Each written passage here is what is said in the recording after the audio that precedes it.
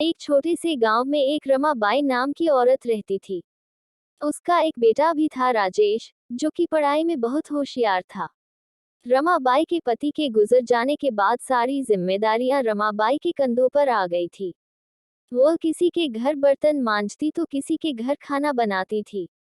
उसका बेटा भी उसके साथ ही जाया करता था। वहां बैठे बैठे वह अखबार पढ़ा करता था।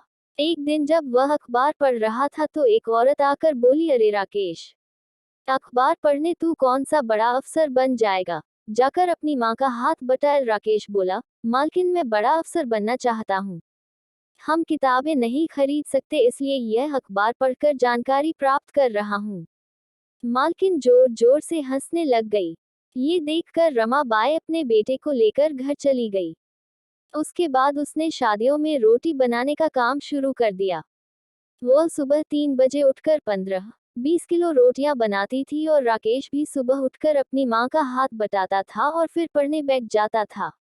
एक दिन वहां उनके मकान मालिक आए और बोले, क्या रमाबाई, तुम तो 3 बजे ही सुबह उठ जाती हो और बिजली जला लेती हो। या तो बिजली का बिल भरो या ये कमरा छोड़ दो। ये बोलकर मालिक गुस्से में चला जाता है। राकेश लालटेन लगाकर पढ़ाई करने लगा और रमाबाई भी उसी में गुजारा करने लगी। ऐसे ही कई सालों तक राकेश पढ़ता रहा और हमेशा अव्वल नंबर लाने लगा। राकेश की लगन देखकर उसके गुरुजी ने उसे दिल्ली जाने की सलाह दी और खर्चा भी खुद उठाने की जिम्मेदारी ली। वह दिल्ली जाकर पढ़ाई करने लगा। एक दिन जब वह परीक्षा देने जा रहा होता है तब उसे एक गाड़ी टक्कर मार जाती है।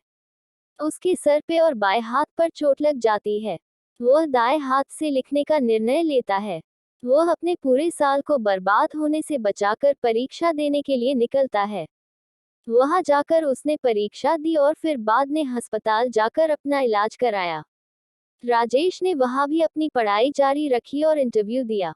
इंटरव्यू देने के बाद वह अपने गांव वापस लौट जाता है। थोड़े दिन बाद उसकी मां अखबार खरीद कर लाती है और राकेश को अपना रिजल्ट देखने को कहती है। राकेश खुश होकर बोलता है, मां, मैं पास हो गया, मैं अफसर बन गया। उन दोनों की आंखों में आंसू आने लग गए। तो दोस्तों, इस कहानी से आपको पता चला होगा कि हमें हमेशा अपना लक्ष्य प्राप्त करने के लिए मेहनत करते रहना चाहिए। दुनिया चाहे हम पर हंसी उड़ाए, लेकिन हमें कभी हिम्मत नहीं हारनी होती है और हमेशा लक्ष्य पर ध्यान देकर जीत हासिल करनी होती है।